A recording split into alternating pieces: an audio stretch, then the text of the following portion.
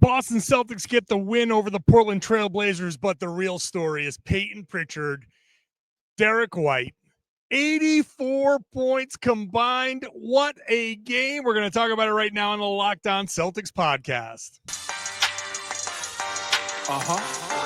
Yup. B-Town, be ever ready. Recognize the city of champs. Back to back, if I say it, it's stamped.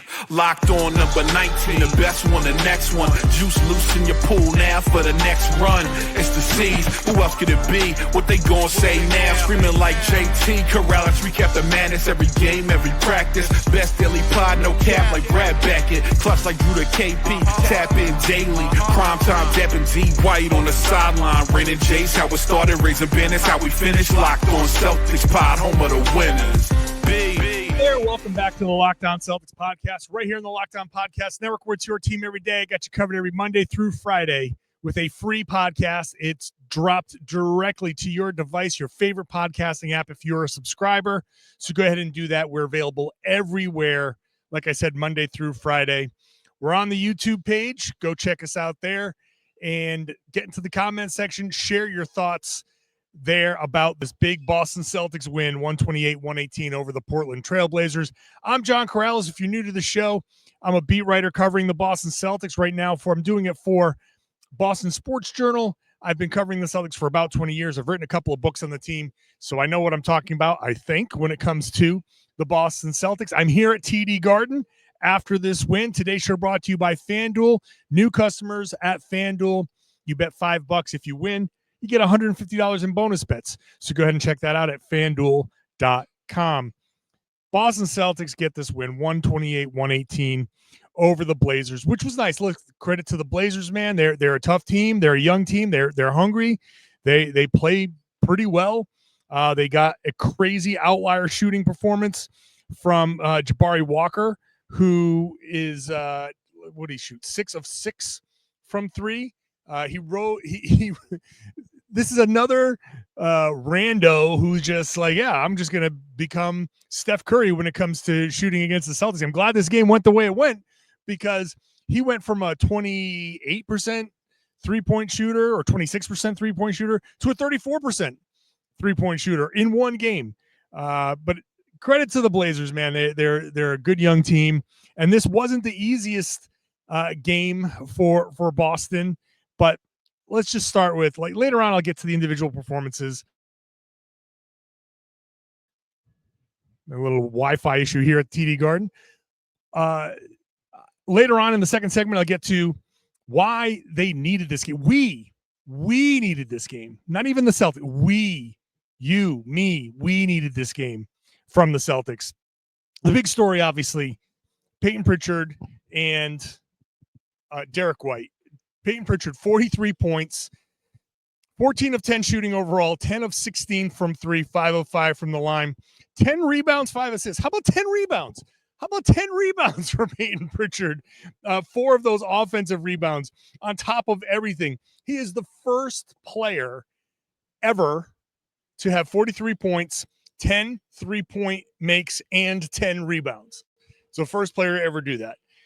And then add to that, Derrick White, 41 points, 14 of 26 shooting, 9 of 17 from 3, 4 of 4 from the line, 3 rebounds, 2 assists, 3 steals for Derrick White. This is just a monster game. This is the only real story of this game. The big headline from this is those two guys, 2 games after Jaylen Brown and Jayson Tatum combined for 83, Payton Pritchard and Derrick White combined for 84. We had never seen 2 Celtics teammates combine for 80-plus points like that. And then, of course, obviously Jaylen and Jayson did it. Of course they did. But then how about getting topped by Derrick White and Payton Pritchard 2 days later? That is just mind-blowing. I asked Al Horford. I framed the question to Al Horford after the game. Said, you had 2 different sets of teammates combined for 80 in the course of 3 games. He just went, poof. When you put it like that, that's pretty amazing. And it's true. Think about that for a second. That on a night where no Jayson Tatum, no Kristaps Porzingis, no Jrue Holiday. And that's going to make things difficult no matter what, right? You're missing your star player, your number one guy. Your number two guy is playing, Jaylen Brown, but his knee is clearly not great, and he didn't have the best game that he's ever had. No Kristaps Porzingis, no Jrue Holiday. That is a recipe for a tight game at the very best, generally speaking, but usually teams in that situation don't play well. But the Celtics get Payton Pritchard just going ballistic, Derrick White having a monster shooting night, getting them in bunches, right? It's just Derrick White, 2-3 in a row. Boom, boom, boom. I think he had 3 3-pointers in 80 seconds at one point. To get, and this, by the way, the first two Celtics teammates ever to score 40 in a game together. It's hard to believe that that's never happened before. All of the great teammates that have been together, to have two guys score 40 in the same game, never before this game. Obviously, the three-pointer changes the entire calculus of this, and the fact that they hit 19 together. No NBA teammates ever have done that. Not Stephen Clay, not any. No two players have combined for 19 3-pointers. I mean, that's more than the Celtics on their own as a team average. And these two guys went out there and hit 19 of them. The Blazers hit 16? Is that right? 16 for 40 on the night. So these guys went out and hit 19 for 35. So that's why it's never happened before. It's almost impossible to have a game like this. It's just so much fun to watch, but they needed this. And history will forget. They were cold to start. This was a back and forth game at the beginning, and it wasn't until like the end of the first quarter where a couple of those 3-pointers started to fall. And then in the second quarter, like the Celtics went up 5, then they were down like 5 or 7, and they had to come back. And again, I think that might have been the Pritchard stretch. The Derrick White stretch, but big, strong finishes to the quarters. This, if we're talking about the key to winning a game and forgetting about the monster performances from White and Pritchard, ending the first quarter, 14-3 Boston. Ending the second quarter, the final 5.5 minutes, 24-8 Boston. How many times have I been on this podcast saying you got to finish quarters strong? That is a key. Start and finish quarters strong. Celtics 14-3 to end the first, 24-8 to end the second. And even in the third, it wasn't quite that kind of run, but 13-7, you outscore over the last couple minutes. You outscore the Blazers by 6 going into the fourth quarter. That's what you need. You just need to finish strong. And the Celtics have had issues with that. So that was a big part of 5-point lead after 1, 11-point lead into halftime, 20-point lead going into the fourth quarter. Then quickly 25-point lead to start the fourth quarter after Derrick White 3-pointer. And I think everybody just kind of forgot.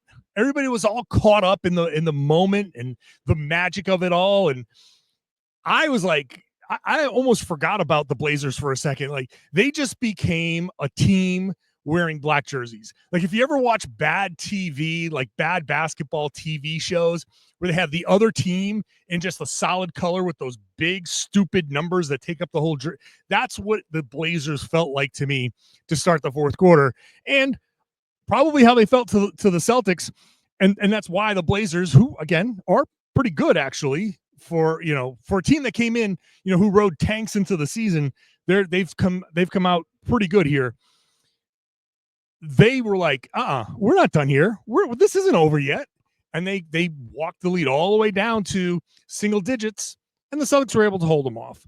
I don't even care about that. I think in that moment, everybody was so caught up in the record. But listen, not Payton Pritchard, not Derrick White. Pritchard took 1 3-pointer in the fourth quarter. And he was like, after the game, he was like, I didn't even realize I'm not like that. I'm not chasing it like that.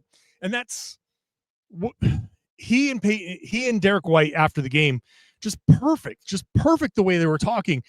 Derrick was like, it's not about me and it's never going to be about me. It's about what the game needs. It's what the team needs. And they were down a bunch of guys and Derrick was like, I gotta take a lot of shots. And he made a lot of shots. Pritchard needed to make a lot of shots and he did. Jaylen was not playing well. These guys, somebody needed to step up and they did. 84 points combined. That was somebody needed to come up big and those two guys did it. But Pritchard taking 1 3-pointer. He had 10 heading into the fourth. He was 1 away from Marcus Smart's record.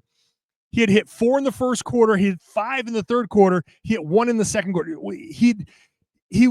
It felt like it was going to happen. But of course, with the Celtics, anytime they knock on the door of a record this season, right when they're getting there, they just can't hit a thing after that. Just complete miss, complete garbage after that.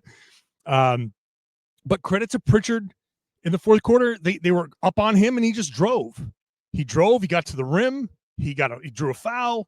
He, got rebounds again, offensive rebounds. Just incredible stuff from Pritchard and Derrick White, who super humble at the end of it. So that's the story. We needed this story. We, on the outside, fans, me, you, we needed this. I'll explain why when I come back.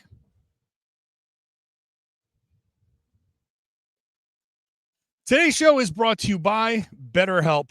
I am a big, I talk about my therapy journey a lot, and I think it can be helpful for a lot of people. Like who's in your support system? Everybody needs somebody to lean on: friends, family, mentors, professionals. But even the strongest leaders and athletes, they all know asking for help makes you better.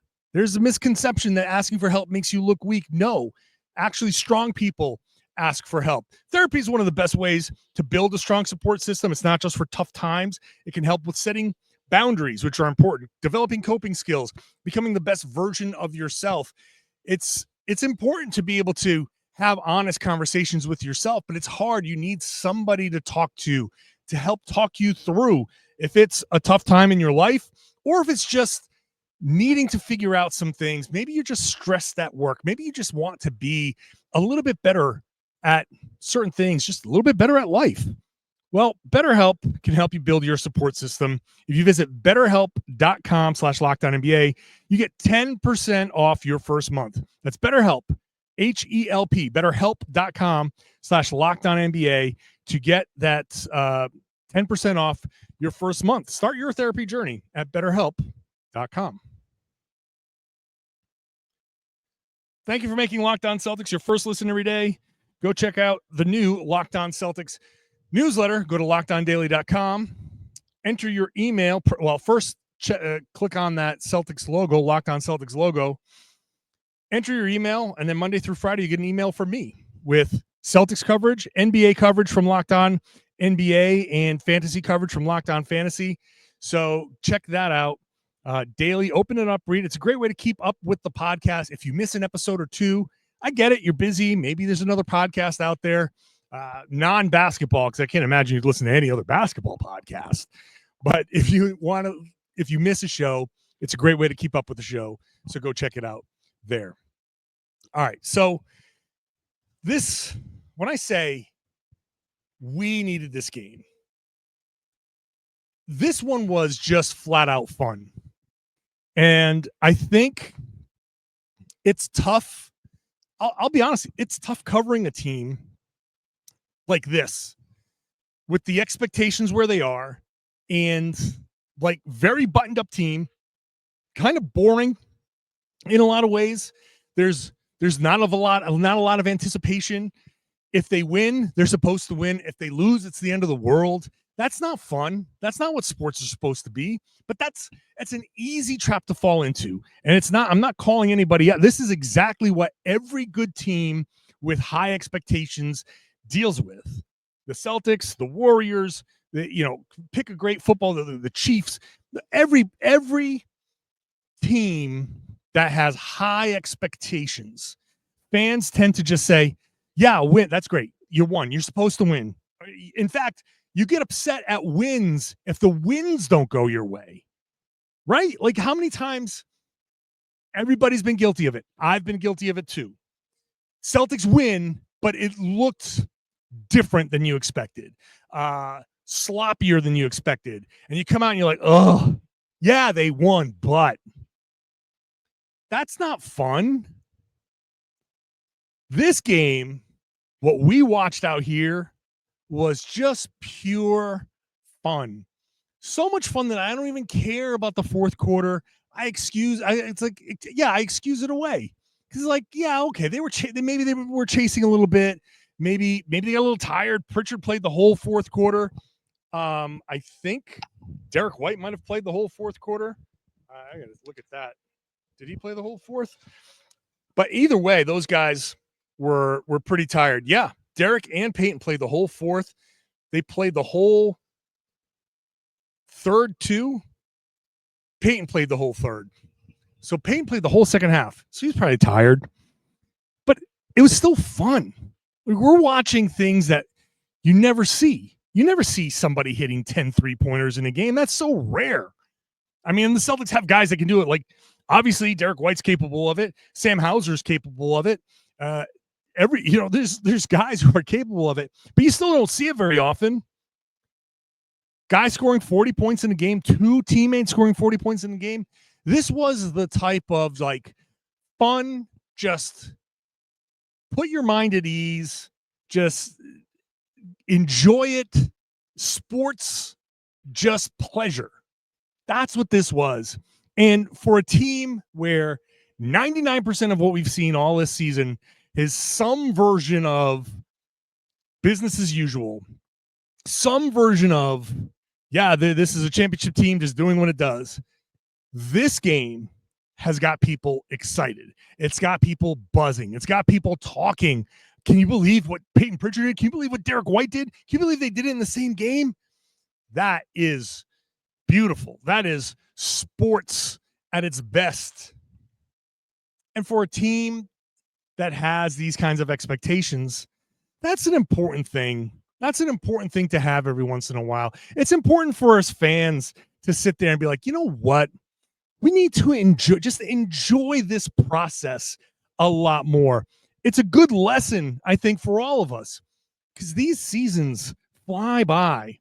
Before you know it, this team's not going to be this team anymore. I hate to say that in the middle of a season where the Celtics very well could win a championship, but it'll be over soon. This is like a kid growing up, except it's amplified. It's sped up. It's 5 times the speed. It's time lapse. You have such limited time with these guys.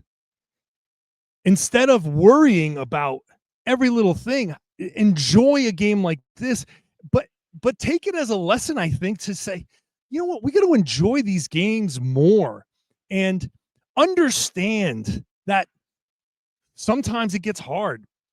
Sometimes they miss shots. Sometimes the other team just plays better.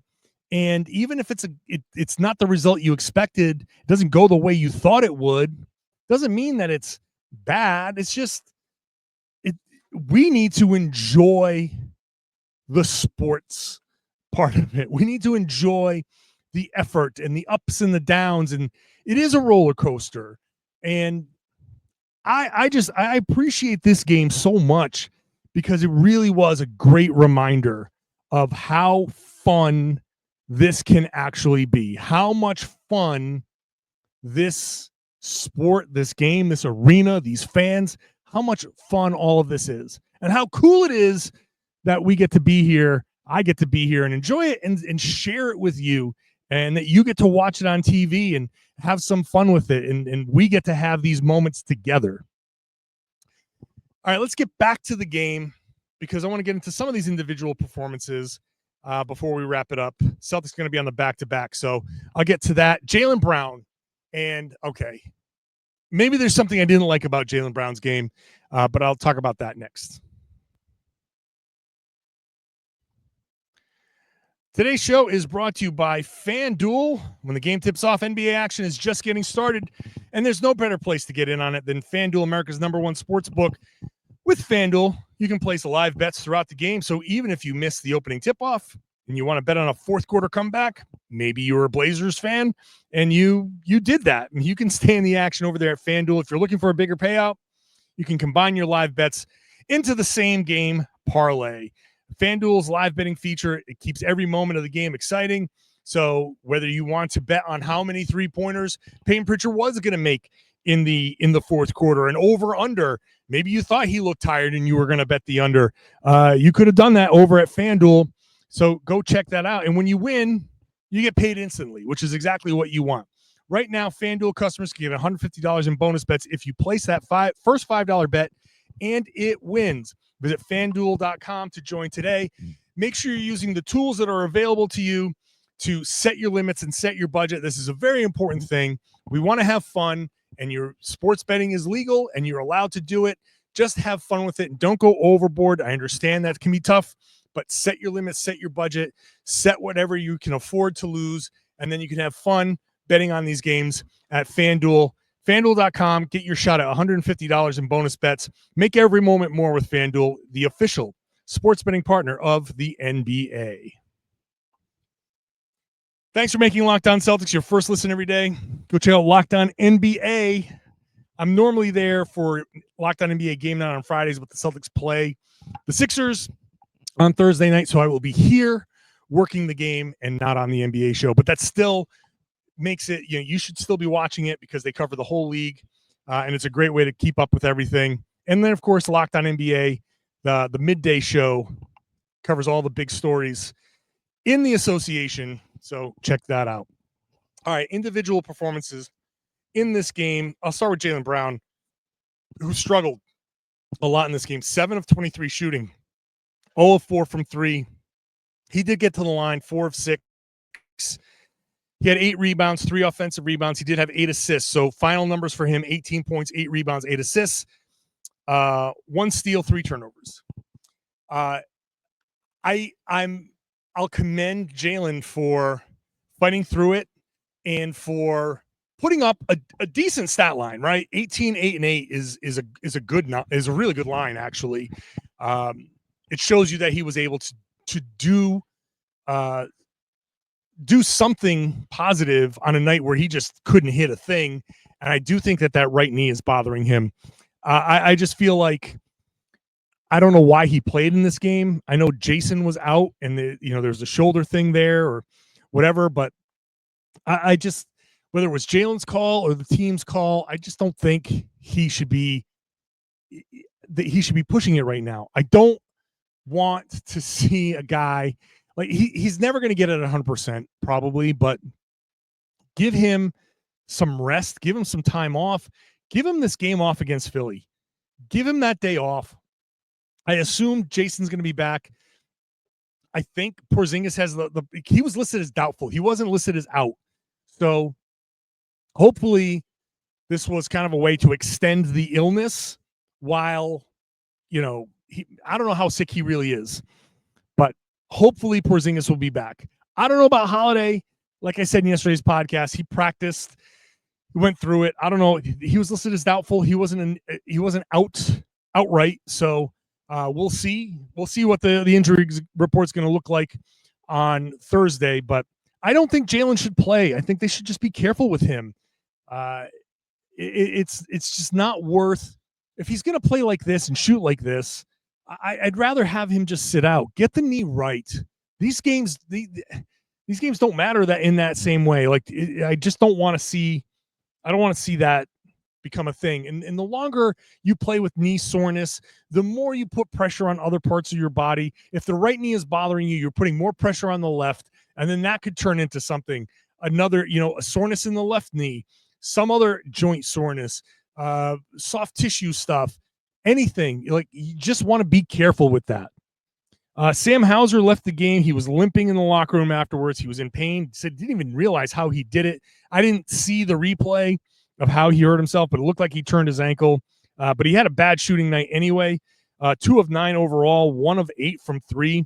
A bad night for Hauser. Kind of wild that on a night where 2 guys were just unconscious from 3, Hauser got some good looks and just couldn't knock any of them down except for that one from three. And then he had one 2-pointer coming across the lane. I think it was an important shot too, because that was in the fourth quarter, I believe. So was it? Why can't I see? No, it wasn't in the fourth quarter. Maybe it was in the third quarter. But regardless, not a great night for Sam Hauser. Decent night though for Al Horford. 12 points, 9 rebounds, 4 assists, couple of blocked shots. I thought Al was pretty good. It's funny, Al after the game was like, I was aware of the record. I was aware that they were chasing Marcus Smart. I tried to get them the ball as much as I could. But he really I thought was pretty good. Aggressive, super aggressive early. And like I noticed that Horford has been really attacking more than he has. Even like last season, one of the ongoing storylines was, Al Horford doesn't take free throws anymore. And here he was. I mean, he doesn't take many, but he went many games without taking free throws last year.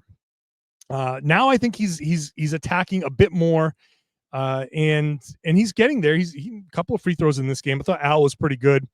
Luke Cornett was, okay. He had a big block shot, but he didn't do much of anything. Jordan Walsh got some minutes and was decent. I thought he was decent defensively. He got some big offensive rebounds, 3 offensive rebounds. He had one bad play in transition. He got pulled. They sat there. They talked to him on the bench. They put him back in. But as shorthanded as they were, they needed to go to somebody. And Jordan Walsh, filled the gap. Look, Jordan played 20 and a half minutes. They needed somebody to do that. Kata stepped in and was okay. Nothing special there. But I thought Jordan Walsh was okay defensively. He made some mistakes. And he hit a 3-pointer. So that's good. His one shot was a 3-pointer, corner 3-pointer for Jordan Walsh. So, but as I said before, who cares about the other individual performances, right? This game was about Derrick and Payton. It's funny. One of these guys somewhere along the way is going to break this record. This 3-point record is going down somewhere, and it's like a race. Who's going to do it? It's going to end up being somebody like we don't expect. It's going to be Al Horford or something, because Luke doesn't shoot them anymore. Or Jaylen, who hasn't like really been hitting. Like, I can see Jaylen getting capable of getting hot, hitting like 5 of them in one quarter, and then 2-2-2, and then getting to 11 somehow. I can see Jaylen doing it. But look, he's capable. Jayson's obviously capable. Derrick White, Payton Pritchard. Who else? Sam Hauser. Somebody's breaking this record. And Missoula ball is going to allow it to happen. So, incredible night here. Just an incredible night. I'm so happy that I was here. We haven't had anything like this in a long time. I really enjoy it. I love the crowd. I do love the crowd here because they knew that Pritchard, once he got to 10, everybody was like, 10, the record's 11. And they started to egg him on. He got MVP chants in the fourth quarter. Loud, everybody MVP chants. It was really a lot of fun. And it's such a good group of guys that everybody was really loving it. It was a fun night. This was a really fun night. I hope you had fun too. I had fun doing this podcast. Hope you enjoyed it. I will be back after the Sixers game, Celtics-Sixers, for another podcast. And then we will have a bonus podcast Saturday night. Saturday night's going to be a wild one because it starts at 8:30 and then we spring ahead. So I don't know what official time this thing's going to.